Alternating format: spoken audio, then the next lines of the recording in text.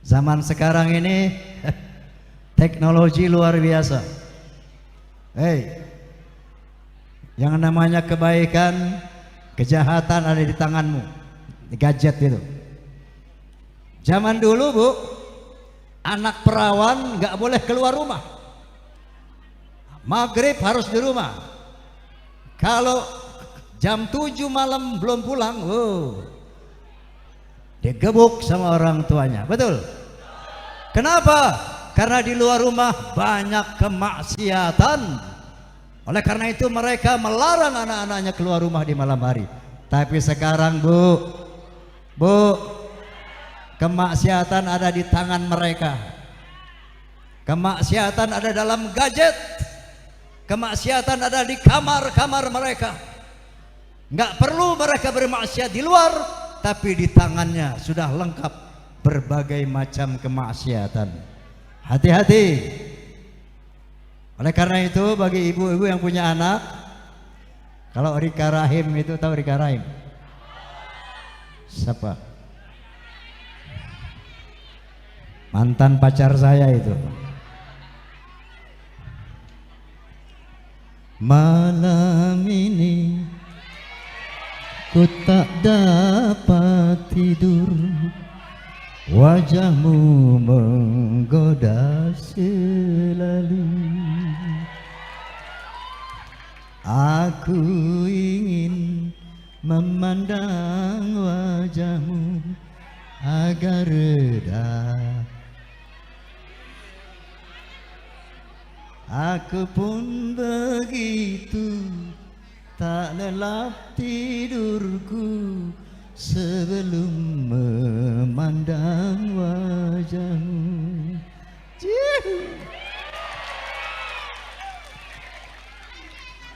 Nah, itu lagu sama Rika Rahim.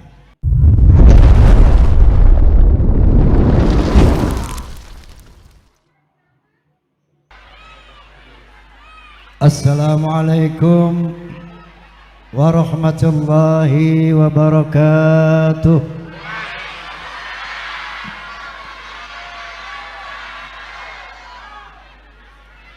Bismillahirrahmanirrahim. Alhamdulillahilladzi hadan nasa ila hayatin thayyibatin fid dunya wal akhirati bi syari'atil Islam. Asyhadu an la ilaha illallah wahdahu la syarika lah dzul jalali wal ikram, wa asyhadu anna sayyidana wa nabiyyana Muhammadan abduhu wa rasuluh sayyidul arabi wal ajam.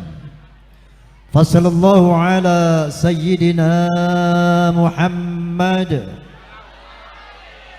wa ala alihi wa sahbihi wasallam. Amma ba'd. Sahibul bait, sahibul hajat beserta keluarga, Bapak Ade Suherman yang saya hormati, Al-Mukarramun, para alimil ulama, para masyayikh, para habaib yang saya muliakan, bapak-bapak aparatur pemerintah, entah dari sipil, TNI ataupun Polri yang saya hormati. Saya mau tanya, di Cikampek ini ada fansnya Rhoma Irama enggak? Ada fans Soneta enggak? Kalau ada itu namanya Forsa. Ya. Kalau saya sebut Forsa tolong jawab keren. Bisa? Forsa. Forsa. Alhamdulillah. Mohon maaf kalau nanti dalam ceramah saya ada parau-parau saeutik, ada batuk-batuk sakedik, karena selama ini saya di samping di Indosiar banyak berkeliling Indonesia untuk menyampaikan ceramah agama ataupun musik. Namun akan saya coba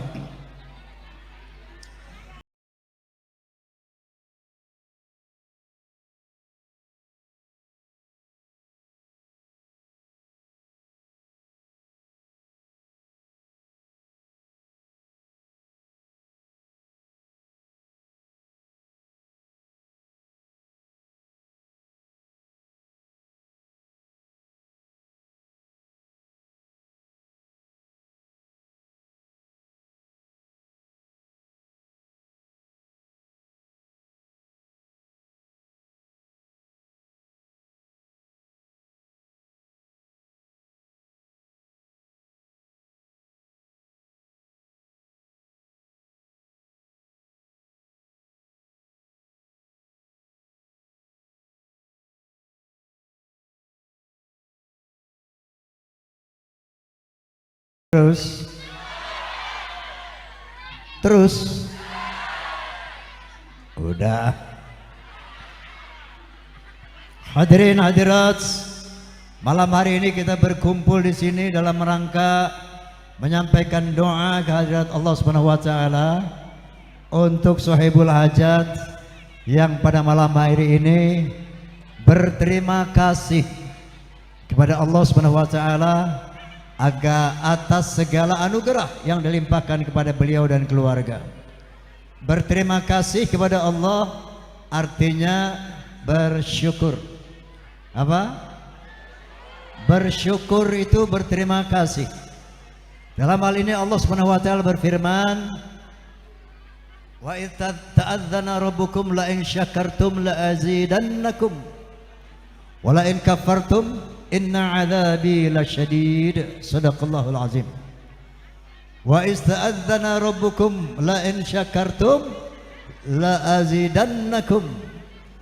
Ingatlah ketika Allah Subhanahu wa taala menjelaskan, mengumumkan, barang siapa yang pandai bersyukur kepadaku, maka akan aku tambahkan nikmatku kepadanya.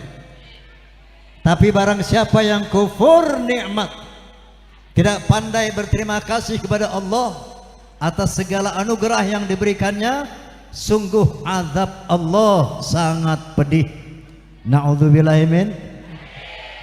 Nah, bersyukur itu artinya berterima kasih kepada Allah Subhanahu wa taala. Pertama, yang telah memberikan kita Islam dan iman. Betul? Betul. Ini harta yang paling berharga buat manusia, Islam dan iman. Saya mau tanya ibu-ibu nih, Bu, jadi Islam sejak kecil apa baru sekarang? Sejak lahir apa baru sekarang? Bayar enggak? Gratis. Oh, itu anugerah paling besar. Kenapa? Allah Subhanahu wa taala berfirman, "Inna dina 'indallahil Islam." Agama yang diridhoi di sisi Allah hanyalah Islam. Wa may yabtaghi ghairal islami dinan fala yuqbala minhu wa huwa fil akhirati minal khasirin. Barang siapa yang coba mengambil agama selain Islam, maka tertolak dan di akhirat dia akan termasuk orang-orang yang merugi.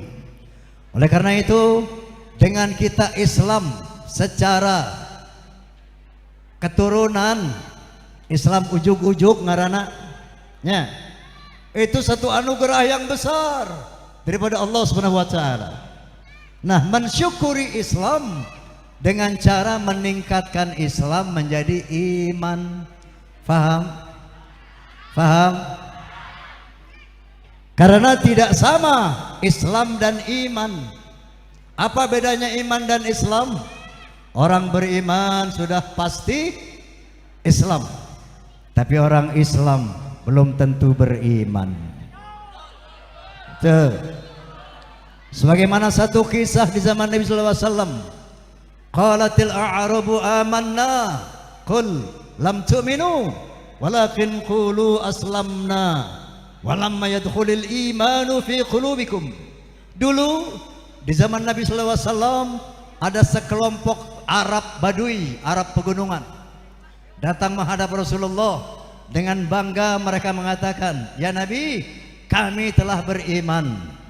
Tapi tiba-tiba Allah Subhanahu wa taala mengingatkan Rasulullah, "Qul lam tu'minu walakin qulu aslamna." Ya Muhammad, katakan kepada mereka, kamu belum beriman, kamu baru Islam. Walamma yadkhulul imanu fi qulubikum, belum masuk iman ke dalam dadamu. Faham? Jadi mensyukuri nikmat Islam yang gratis ini tanpa berpikir ini, yaitu dengan meningkatkannya menjadi orang-orang yang beriman. Tahu orang yang beriman?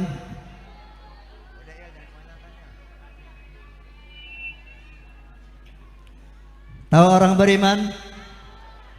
Tahu.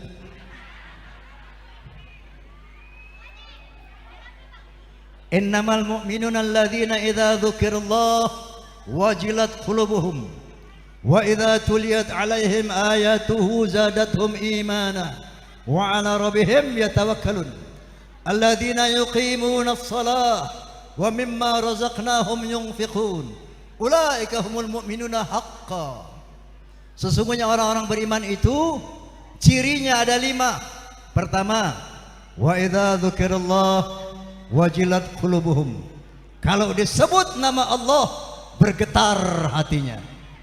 Wa idza tuliyat 'alaihim ayatuhu zadatuhum imana. Kalau diperdengarkan firman-firman Allah bertambah imannya. Dan dia hanya bertawakal, berserah diri, bersandar kepada Allah Subhanahu wa taala, tidak menyerahkan dirinya kepada manusia, tapi hanya bertawakal kepada Allah Subhanahu wa taala. Nuka opat, alladzina yuqimuna shalah, yang konsisten melakukan salat 5 waktu. Yang kelima, wa mimma razaqnahum yunfiqun, tidak pelit, tidak bakhil, suka menginfakkan sebagian hartanya. Inilah 5 ciri orang beriman. 1, kalau disebut nama Allah, mendengar nama Allah, bergetar hatinya. Kalau dibacakan ayat-ayat Allah, bertambah keimanannya. Dan dia hanya bertawakal kepada Allah Subhanahu wa taala, dan gak pernah meninggalkan salat 5 waktu, dan suka berinfak, bersedekah. Ada di sini yang beriman? Siapa yang beriman ngacung? Oi, yang beriman ngacung?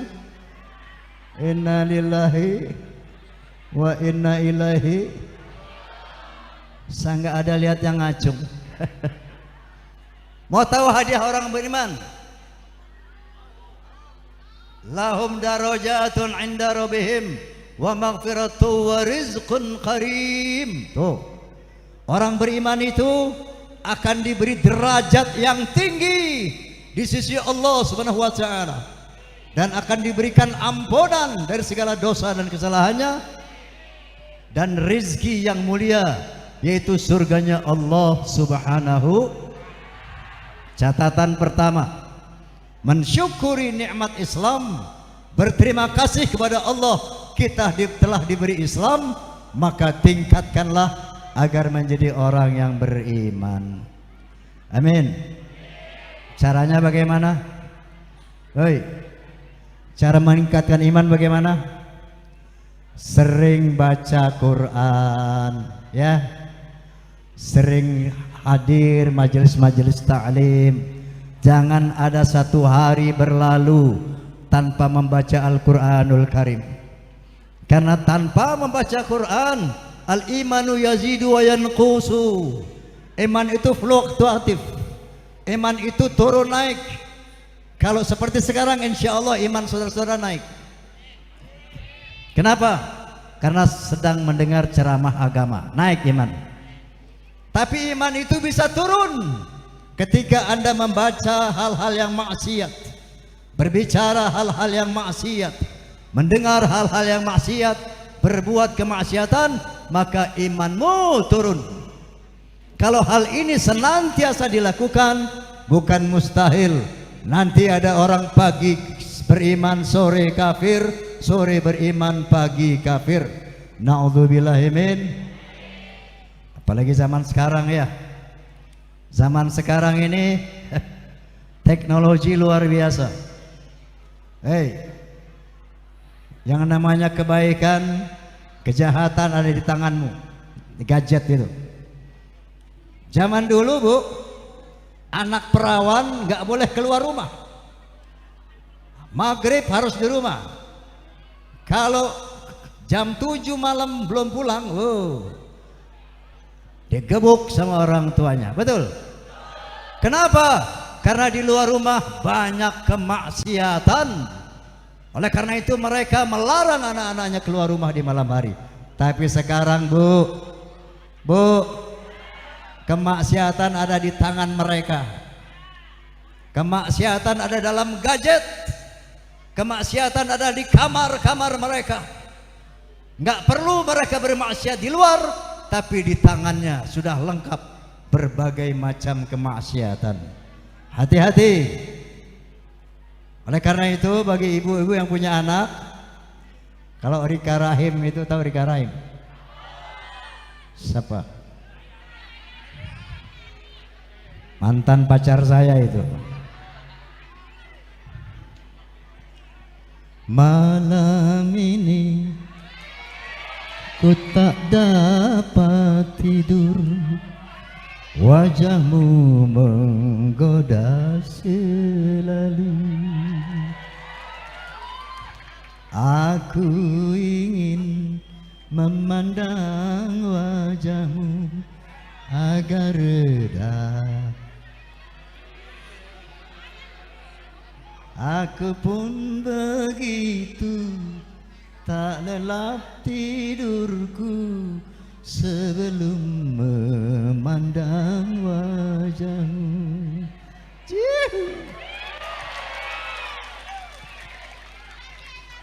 Nah, itu lagu sama Rika Rahim.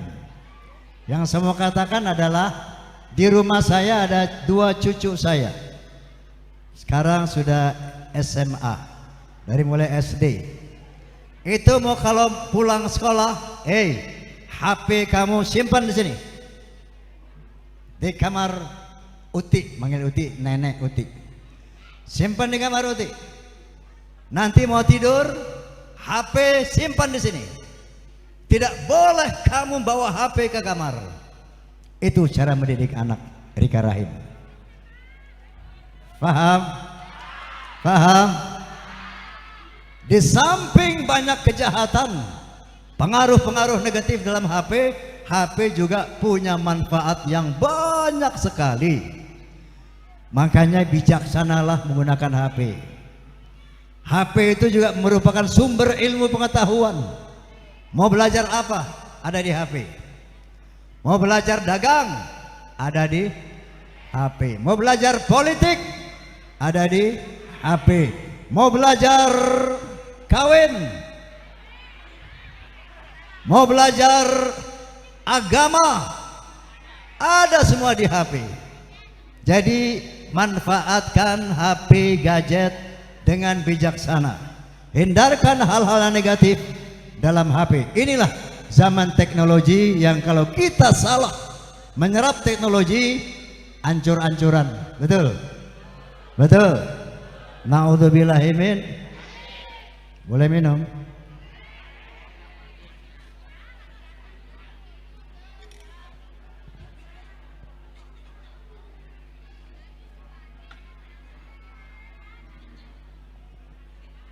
Jadi tadi bagaimana cara mensyukuri nikmat Islam?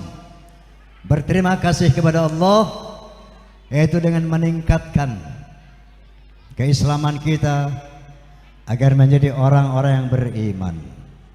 Karena kalau belum Islam, belum iman, ya Allah, ya Allah, jangan mati dulu.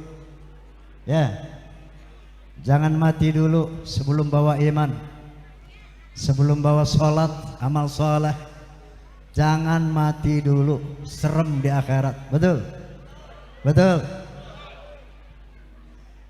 Dan yang kedua, berterima kasih kepada Allah, tentunya dengan meningkatkan tadi iman dan takwa. Pak siapa ini? Pak Ade, Haji Ade telah memberi contoh kepada kita. Mensyukuri nikmat beliau, beliau undang orang-orang untuk mendengar ceramah agama. Beliau undang tamu-tamu untuk diberi makan. Ini satu manifestasi daripada berterima kasih kepada Allah Subhanahu wa taala. Yang kedua, cara berterima kasih tadi tingkatkan iman Islam kita. Tingkatkan takwa kita kepada Allah Subhanahu wa taala. Yang kedua, apa profesi kita? Apa talenta kita? Apa bakat kita? Karena bakat itu nggak sama. Ya. Ada yang berbakat jadi polisi, nih Pak polisi. Ada yang punya bakat jadi tentara. Ada yang punya bakat jadi tukang jahit boneka. Pabriknya di sini.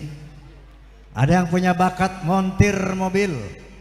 Ada yang punya bakat jadi guru, ada yang punya bakat jadi mubaligh, jadi ulama, jadi apapun, jadi penyanyi. Mensyukuri nikmat, jaga, bahkan tingkatkan kualitas profesi Anda. Bakatnya dagang oncom, dagang tahu, dagang boneka, bersyukur kepada Allah, di samping berterima kasih kepada Allah, jaga kualitas produk kita, bahkan tingkatkan kualitas produk kita, tingkatkan kualitas bakat kita. Ini namanya berterima kasih. Makanya Allah tadi menyatakan, la in syakartum la azidannakum. Kalau kamu pandai berterima kasih kepadaku, yaitu dengan cara beriman, bertakwa, kemudian menjaga profesi kamu masing-masing, la azidannakum, akan aku tambahkan nikmat itu. Betul? Kalau seorang pengusaha bersyukur, dia bertambah iman takwanya, dijaga kualitas usahanya, akan aku tambahkan keberkahan usahanya. Kalau polisi bersyukur, akan aku tambahkan pangkatnya. Kalau seorang penyanyi bersyukur, akan aku tambahkan popularitasnya. La azidannakum. Kalau bersyukur ditambah. Tapi wala in kafartum, kalau kamu kufur nikmat, kalau kamu tidak pandai berterima kasih kepada Allah, azabku sangat pedih. Coba kalau ada orang sukses, dia sombong, oh ini kan sukses berkat tangan saya, ini kan ilmu saya, ini kan usaha saya. Nggak pernah lagi mau ke masjid, nggak pernah lagi mau mengaji. Ini kufur nikmat, ingkar sama nikmat Allah. Mas, jangan berdiri di situ, Mas, baiknya duduk, Mas, agar nggak mengganggu sana.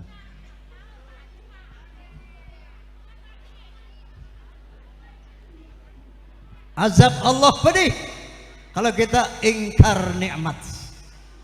Contohnya mau tahu? Misalnya kita mengingkari nikmat tadi, produk kita, usaha kita, insya Allah azab Allah itu berupa akan berkurang, akhirnya bangkrut. Ada nggak perusahaan yang bangkrut? Banyak. Itu di sisi usaha diazab. Nanti diberi macam-macam penyakit, kankerlah, jantunglah, inilah itulah, sehingga harta yang dia banggakan itu habis buat berobat, akhirnya miskin. Inna adzabi lasyadid, sesungguhnya azabku pedih. Na'udzubillahi min. Jadi mengimplementasikan rasa syukur, pertama tingkatkan iman takwa kita kepada Allah Subhanahu wa taala.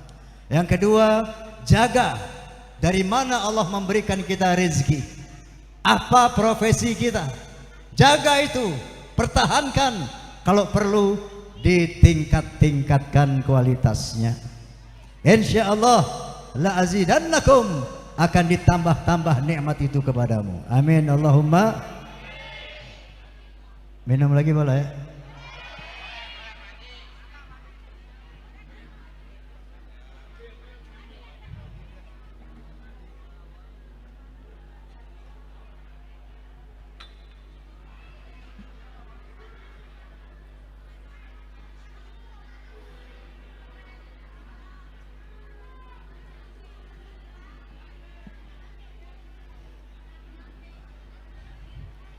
Kamu sehat?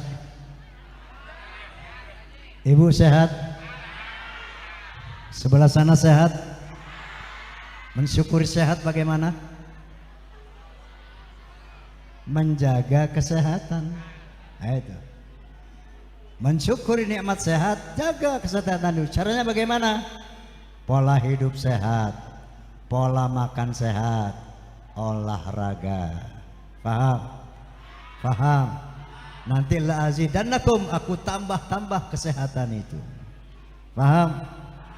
Jadi mensyukuri nikmat adalah berterima kasih kepada Allah, tingkatkan iman takwa, kemudian jaga apa anugerah Allah itu, kita tingkatkan, kita pelihara. Insya Allah bertambah, bertambah. Amin Allahumma. Dan berbetulan juga hari ini bertepatan dengan hari kelahiran Nabi Sallallahu Alaihi Wasallam.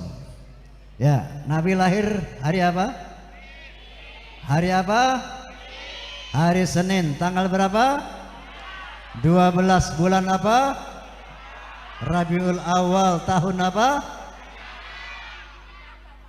Tahun gajah, bukan tahun macan.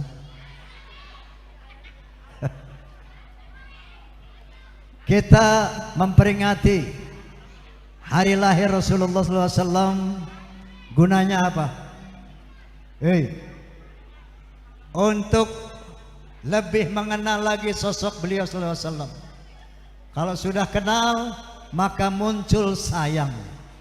Kalau sudah sayang, muncul cinta, muncul kagum, akhirnya muncul ketaatan kepada Nabi Sallallahu Alaihi Wasallam.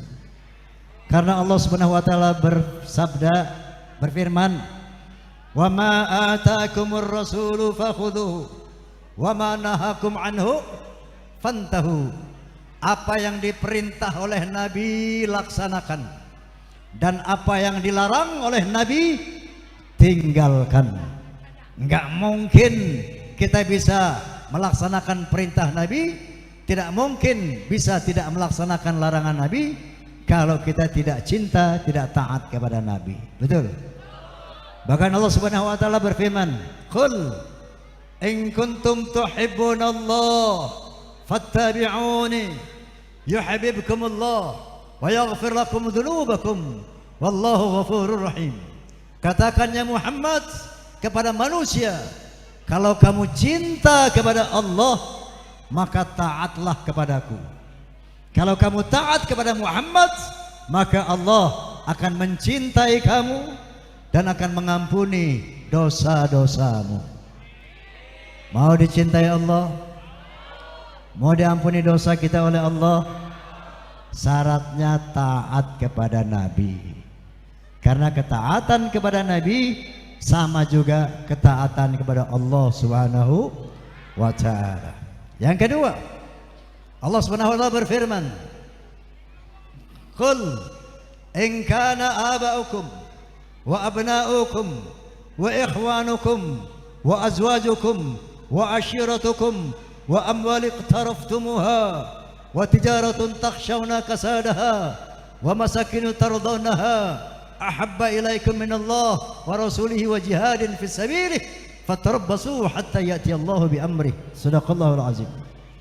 Katakan ya Muhammad, seandainya bapak-bapakmu, anak-anakmu, keluargamu, istri-istrimu, suamimu, saudaramu, hartamu, perdagangan yang engkau takut rugi, rumah-rumah tinggal yang kamu sukai, kalau semua itu lebih kamu cintai dari Allah dan Rasulnya dan berjuang di jalan Allah, maka tunggu sampai Allah menurunkan keputusannya. Artinya apa Bu, Pak? Allah Subhanahu wa ta'ala melarang kita mencintai siapapun, mencintai apapun yang kita miliki, melebihi Allah, melebihi cinta kita kepada Allah, cinta kita kepada Rasulullah. Kenapa? Karena siapapun yang kita cintai pasti berpisah. Betul? Ibu sayang sama bapak, Bu? Sayang sama anak? Nanti berpisah, betul? Ibu mati atau bapak yang mati duluan? Betul? Cinta sama harta. Wa mal hayatud dunya illa mata'ul ghurur. Tidak ada kesenangan dunia kecuali fata morgana, fana, binasa, menipu.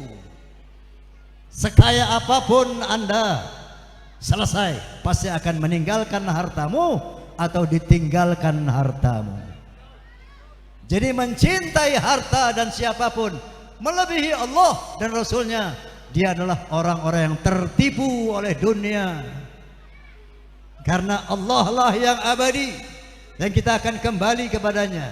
Karena Rasulullah yang membawa kita kepada keselamatan dunia dan akhirat. Oleh karena itu, jangan pernah mencintai siapapun, mencintai apapun yang kita miliki melebihi Allah dan Rasulnya. Nah, untuk bisa berlaku seperti itu, maka kita harus kenal Allah, kita harus kenal sosok Nabi SAW. Baru kita bisa mencintai Allah, baru kita bisa mencintai Nabi melebihi apapun yang kita miliki. Nah, inilah pentingnya maulid, yaitu untuk mengenang kembali sosok Nabi SAW agar bisa kita teladani, agar bisa kita taati. Paham? Paham? Dari 124.000 nabi, ada berapa nabi, Bu? 124.000. Kalau 25 itu nabi-nabi besar ya. Tapi jumlah seluruh nabi 124.000. Di antara 124.000 nabi terdapat 313 rasul. Nabi Muhammad SAW adalah nabi yang teragung, rasul yang teragung di antara kesemuanya. Paling tidak dengan 4 alasan. Berapa? 4. Yang pertama, karena wilayah dakwah Nabi Muhammad tidak sama dengan wilayah dakwah para nabi sebelumnya. Kalau nabi-nabi sebelumnya diutus hanya untuk bangsanya masing-masing. Likulli ummatin nabiyyin. Setiap umat, setiap bangsa punya nabi sendiri-sendiri. Contoh, Nabi Lut alaihi salam hanya diutus untuk bangsa, yaitu bangsa Sadum. Nabi Hud alaihi salam hanya diutus untuk bangsanya, yaitu bangsa Ad. Nabi Saleh alaihi salam hanya diutus untuk bangsanya, yaitu bangsa Thamud. Begitu juga Nabi Isa alaihi salam yang dikenal dengan nama Yesus Kristus. Beliau juga hanya diutus untuk bangsanya, yaitu bangsa Israel. Dalam hal ini ditegaskan oleh Allah Subhanahu wa taala, wa yu'allimuhumul kitab wal hikmah wa taurata wal injil wa rasulan ila bani Israel. Nabi Isa, aku ajarkan kitab, aku ajarkan ilmu hikmah, kata Allah Subhanahu wa taala, Taurat, Injil, dan aku jadikan rasul dari bangsa Israel. Dan ini dikokohkan dalam Injil Matius pasal 10 ayat 5 dan 6. Di sana berbunyi, ke-12 murid itu diutus oleh Yesus. Kemudian dia berpesan kepada mereka, jangan kalian menyimpang ke jalan bangsa lain atau memasuki kota orang Samaria, melainkan pergilah kepada domba-domba Israel. Nah, jadi begitulah, para nabi semuanya diutus untuk bangsanya masing-masing, kecuali Nabi kita Muhammad SAW. Beliau tidak diutus untuk bangsa Arab saja, tapi beliau diutus untuk seluruh bangsa di dunia, untuk seluruh manusia di dunia, sebagaimana firman Allah Subhanahu wa taala, "Wa ma arsalnaka illa kafatan linnas." Ya Muhammad, tidaklah engkau aku utus kecuali untuk seluruh manusia, untuk seluruh bangsa-bangsa di dunia. Alhamdulillah. Alhamdulillah. Karena misi Nabi Muhammad bersifat universal, internasional, maka beliau dibekali dengan bimbingan kitab suci Al-Quran yang bersifat holistik, komprehensif, lengkap, menyeluruh. Sebenarnya firman Allah Subhanahu wa taala, "Al-yauma akmaltu lakum dinakum." Hari ini aku sempurnakan agamamu. Ma faratna fil kitabi min syai'. Tidak ada yang kulupakan Al-Qur'anul Karim. Seluruh aspek kehidupan manusia ada penjelasan dalam Al-Qur'anul Karim, seluruh problematika manusia ada solusinya, ada jawabannya dalam Al-Quranul Karim. Sampai-sampai seorang profesor, seorang sosiolog berkebangsaan Amerika, beliau adalah Profesor Dr. Arnold Toynbee. Siapa? Profesor Dr. Arnold Toynbee. Siapa? Bukan Bang Toyib, Toynbee. Zainal kenal tuh Toynbee. Ya. Setelah baca Quran, setelah mempelajari Al-Quran, beliau berkomentar. Apa komentarnya? Islam is not only a religion, but it's also a way of life and a whole civilization. Islam ternyata bukan sekedar agama, tapi dia way of life, bimbingan hidup, and a whole civilization, dan sebuah peradaban yang lengkap. Allahu Akbar, Allahu Akbar. Itulah Nabi kita, Nabi Muhammad, Nabi yang diutus untuk seluruh bangsa, seluruh manusia. Ini keutamaan yang pertama. Yang kedua mengenai sholawat. Sholawat hanya diberikan kepada Nabi sallallahu alaihi wasallam. Innallaha wa malaikatahu yusalluna 'alan nabi. Sesungguhnya Allah Subhanahu wa taala dan seluruh malaikatnya bersolawat kepada Nabi. Maka beliau perintah, Allah memerintahkan kita, ya ayyuhalladzina amanu sallu alaihi wa sallimu taslima. Hai orang-orang beriman, bersolawatlah kepada Nabi dan berikan penghormatan kepadanya dengan sesempurna-sempurna penghormatan. Mau salawat? Mau salawat? Tirukan salawat saja, disambut, tirukan ya, ditirukan. Allahumma salli ala Sayyidina Muhammad wa ala ali Sayyidina Muhammad. Allahumma salli ala Sayyidina Muhammad wa ala ali Sayyidina Muhammad. Allahumma salli ala Sayyidina Muhammad wa ala ali Sayyidina Muhammad. Berapa kali kita sholawat? 3 kali. Nabi sallallahu alaihi wasallam bersabda, man shalla alayya salatan wahidatan sallallahu alaihi biha asran, wa man shalla alayya asran sallallahu alaihi biha mi'atan, atau kama qala Rasulullah sallallahu alaihi wasallam. Barang siapa yang bersalawat kepada aku 1 kali, maka Allah akan bersalawat kepadanya 10 kali.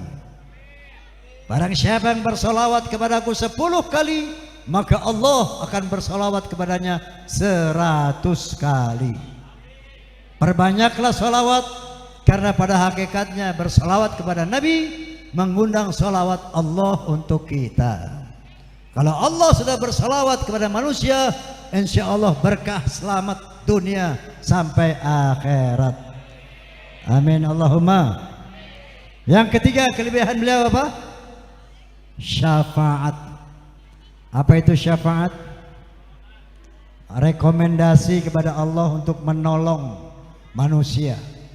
Pertolongan yang dimohonkan oleh Nabi kepada Allah untuk menolong sesama manusia.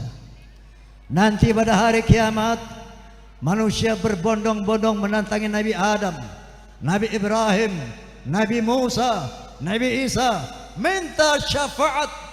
Namun para nabi angkat tangan. Kami tidak diberi izin oleh Allah untuk minta memberikan syafaat.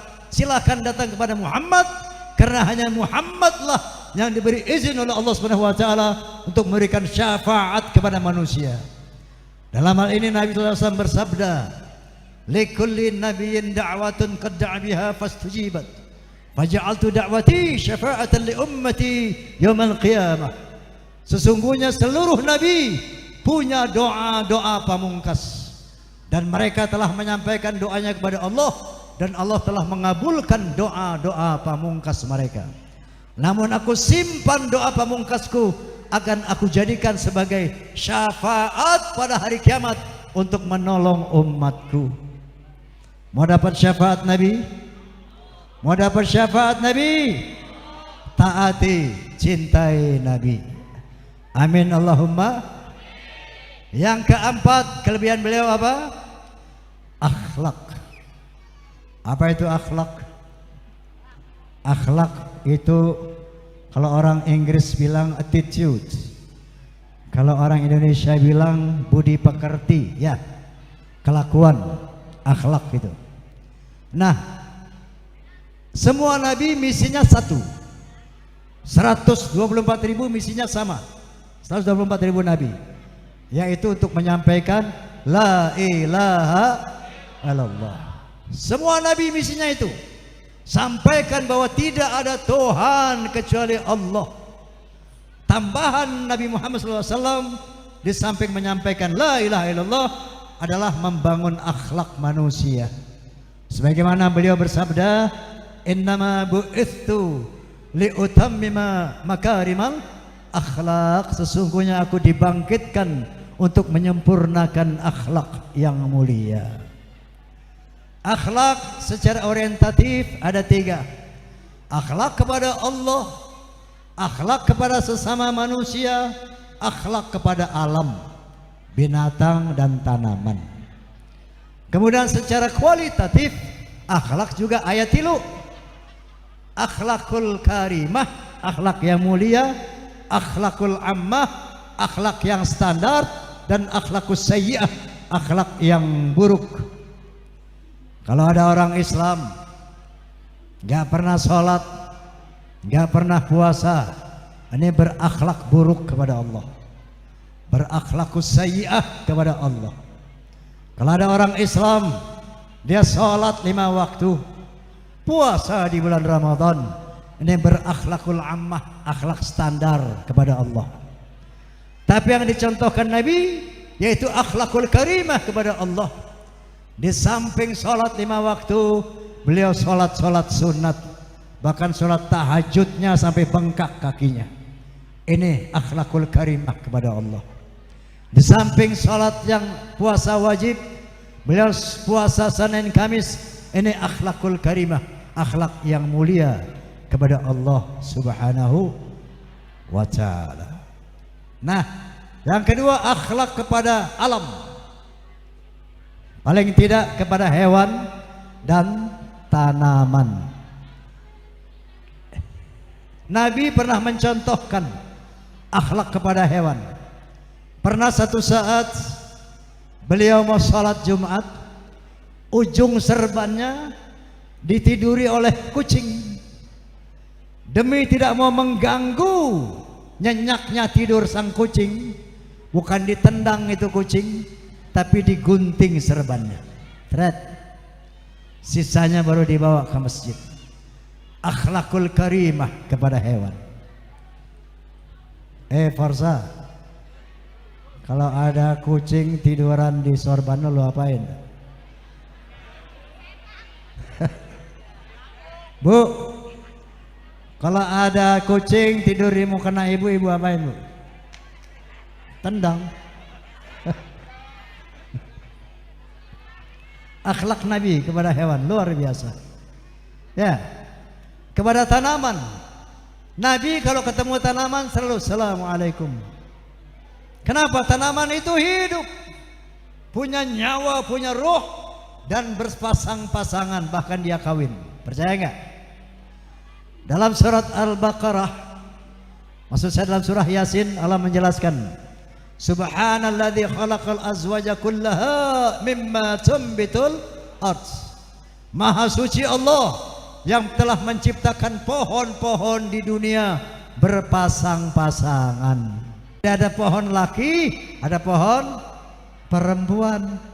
Makanya nih cowok kalau manjat-manjat pohon, lihat-lihat pohonnya, jangan pohon cewek lo naikin, terlalu betah nggak turun-turun. Cewek juga hati-hati, kalau berteduh lihat pohonnya, jangan berteduh di bawah pohon cowok, ya bahaya. Dan mereka ternyata kawin. Berkembang biak pohon itu kawin. Yang mengawinkan pohon bukan penghulu. Penghulunya kumbang dan angin. Allah Subhanahu wa taala berfirman, "Wa arsalar riyaha lawaqiha." Aku utus sebagian angin untuk mengawinkan. Makanya saya ingatkan ibu-ibu, Bu, kalau ada angin kencang, angin ribut, ibu tenang aja ya. Itu pohon lagi pada kawin. Ibu nggak usah ribut. Makanya kalau ada angin kencang, ada pohon rubuh, pasti pohon itu udah tua tuh. Makanya tua-tua jangan pada kawin. Ntar rubuh kayak pohon. Kalau laki boleh.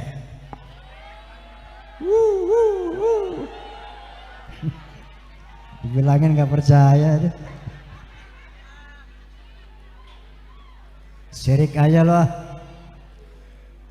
Nah, berakhlak kepada pohon itu jangan potak-potek pohon tanpa kepentingan. Kalau Anda potek pohon, dia merasa sakit. Tapi kalau Anda belai dia merasa nyaman, nikmat. Jadi yang punya pohon di rumah, punya taman kecil, rawat pohon itu. Pagi-pagi selawatan, bawa ceret. Allahumma sholli ala Muhammad wa ala ali sayyidina Muhammad. Subhanallah, alhamdulillah, masya Allah. Pohon itu senang. Yusabbihu lahu ma fis samawati wal ard. Bertasbih kepada Allah apa-apa yang di langit dan di bumi dengan caranya masing-masing. Pohon pun bertasbih kepada Allah Subhanahu wa taala. Paham?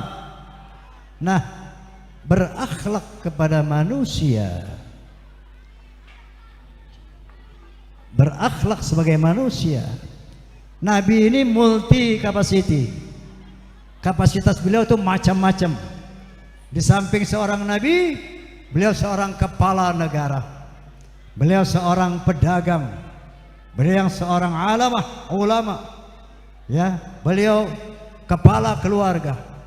Seluruh kapasitasnya beliau adalah yang terbaik.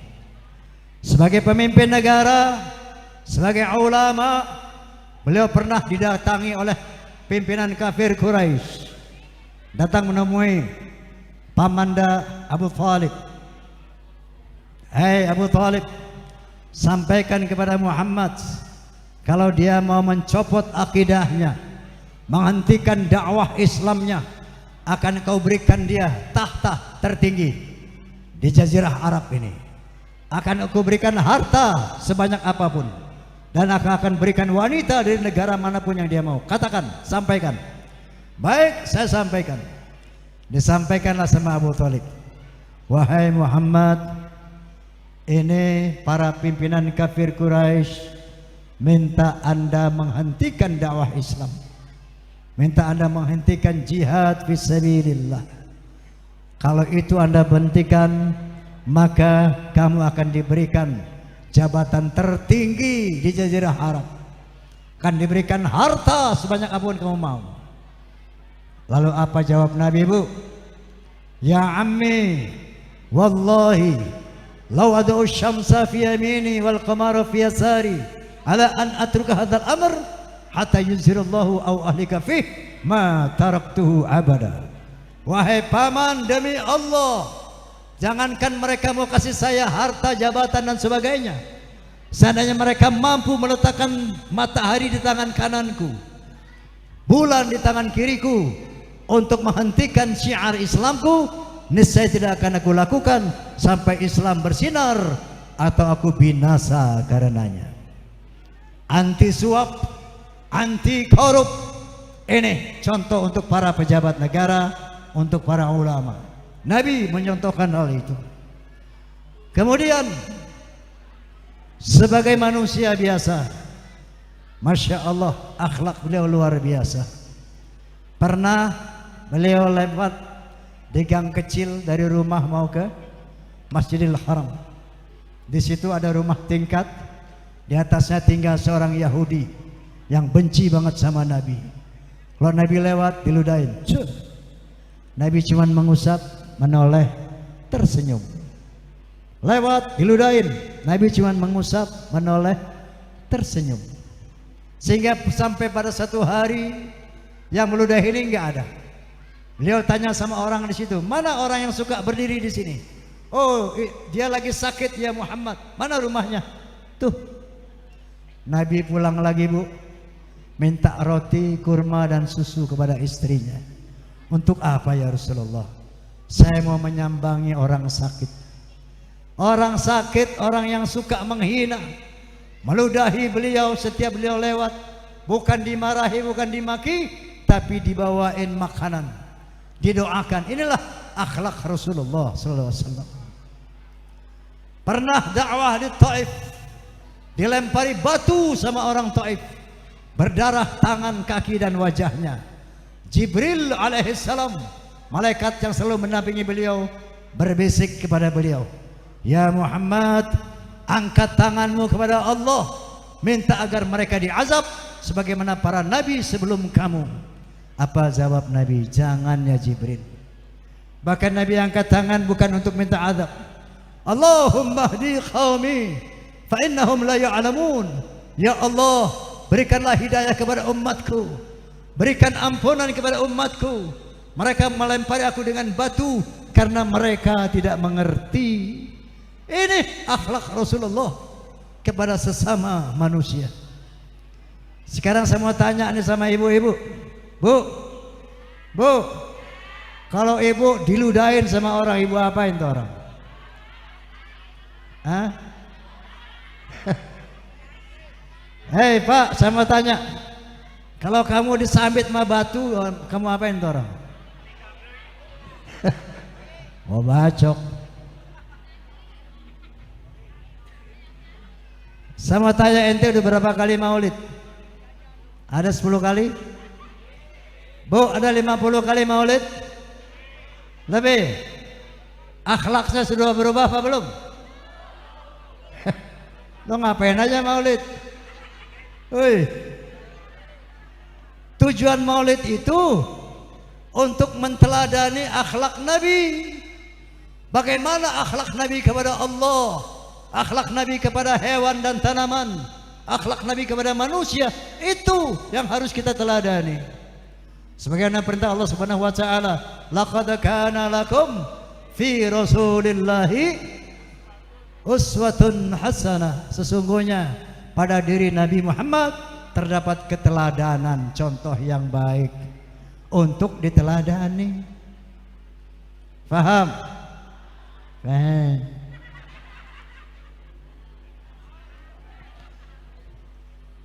Bang Haji, itu kan kalau disambit nggak marah namanya juga nabi. Kita kan bukan nabi Bang Haji.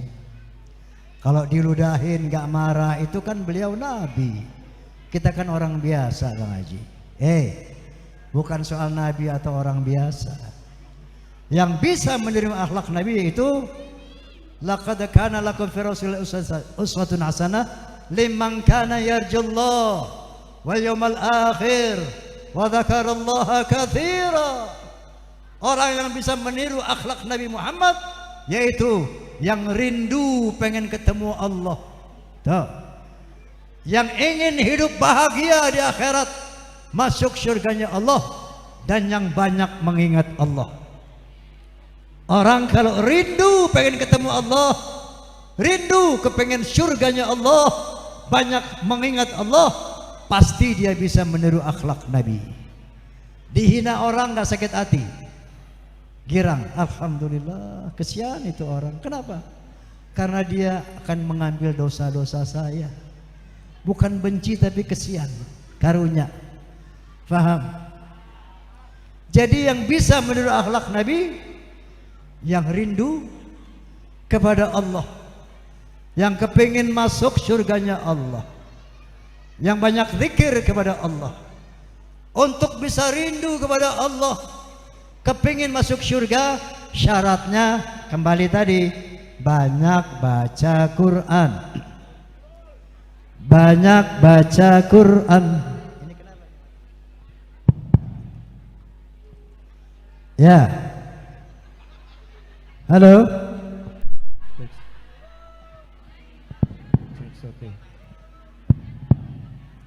Jadi untuk bisa rindu kepada Allah harus kenal sama Allah.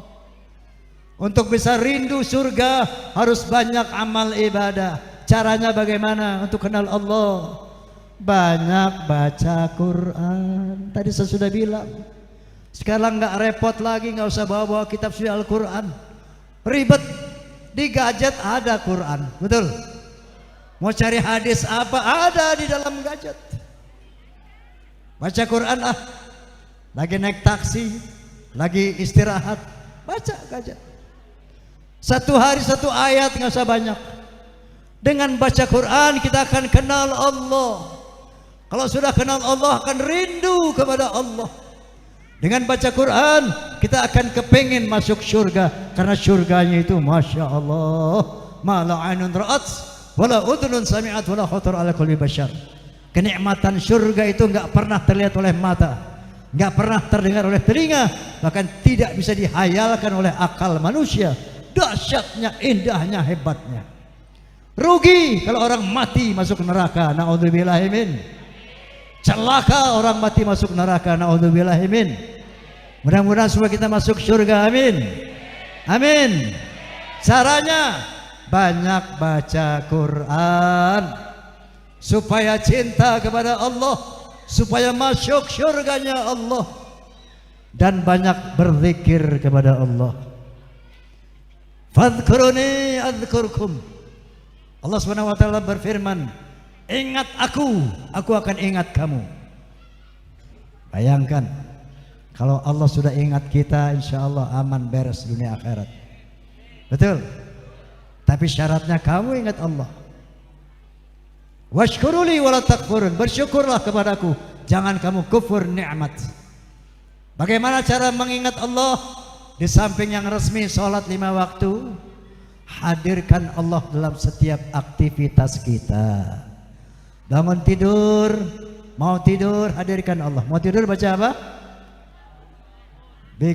Bismika Allahumma ahya wa bismika amut.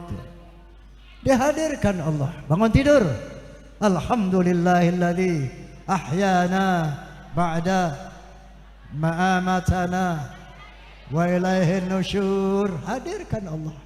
Mau makan baca apa? Allahumma barik lana fima razaqtana wa qina adzaban nar. Setelah makan baca apa? Alhamdulillahilladzi at'amana wa saqana wa ja'alana minal. Mau keluar rumah baca apa? Bismillahi amantu billah tawakkaltu 'ala Allah. Mau naik kendaraan baca apa? Bismillahi majreha wa mursaha inna rabbi laghafurur rahim. Lihat yang hebat, yang indah baca apa? Subhanallah, masya Allah, bukan oh my god. Paham? Lihat bencana orang lain baca apa? Na'udzubillahi. Jalan lurus, zikir la ilaha illallah, la ilaha illallah dalam hati aja. Naik eskalator, zikir Allahu akbar, Allahu akbar, Allahu akbar. Naik tangga, turun baca apa? Subhanallah, subhanallah, subhanallah. Itulah orang bisa meniru akhlak Nabi. Rindu bertemu Allah, rindu kepada surganya Allah, banyak mengingat Allah. Nah kira-kira inilah hikmah daripada maulid dan tasyakuran. Kita baca suratul Fatihah. Mudah-mudahan berkatil Fatihah, berkatil Fatihah, khususnya kepada tuan rumah, agar diberikan rasa syukur yang lebih lagi kepada Allah Subhanahu wa taala, sehingga ditambah-tambahkan iman takwanya dan dimajukan usahanya. Begitu untuk kita semua, agar Allah berikan taufik hidayah wal inayah, agar kita termasuk orang-orang yang pandai bersyukur kepada Allah Subhanahu wa taala, agar ditambah-tambahkan segala nikmat Allah kepada kita semua. Berkatil Fatihah kita mohon juga kepada Allah Subhanahu wa taala agar memberikan taufik hidayah kepada kita semua, agar dapat mencintai Nabi, mentaati Nabi, dan meniru akhlak Nabi. Ala hadhihi niyyah wa ala kulli niyatin salihah. وإلى حضرة النبي المصطفى رسول الله صلى الله عليه وسلم.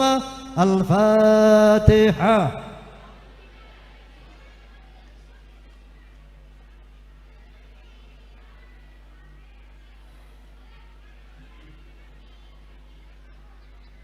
Qabul insyaallah. Demikian hadirin hadirat, mudah-mudahan manfaat untuk kita semua. Atas segala kekurangan, kehilafan, kesalahan, saya Roma Irama mohon diwanti maaf yang sebesar-besarnya. Akhirul kalam, wallahul muwafiq ila aqamit thariq. Billahi taufiq wal hidayah. Walafu minkum. Assalamualaikum warahmatullahi wabarakatuh. Pak, saya langsung pamit, Pak. Hadirin jangan dulu kemana-mana karena acara tadi adalah doa penutup.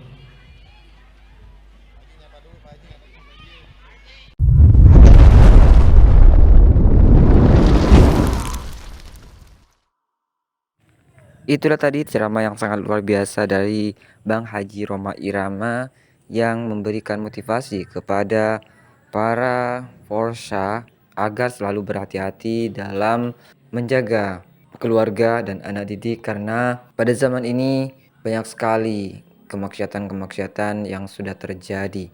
Semoga saja ini menjadi motivasi dan peringatan bagi semua masyarakat yang ada di Indonesia, terutama bagi para Forsa. Bagaimana menurut pendapat teman-teman semua? Silahkan lanjut di kolom komentar. Terima kasih, selalu support Arman Al-Fatih. Kita jumpa lagi di video selanjutnya. Assalamualaikum warahmatullahi wabarakatuh.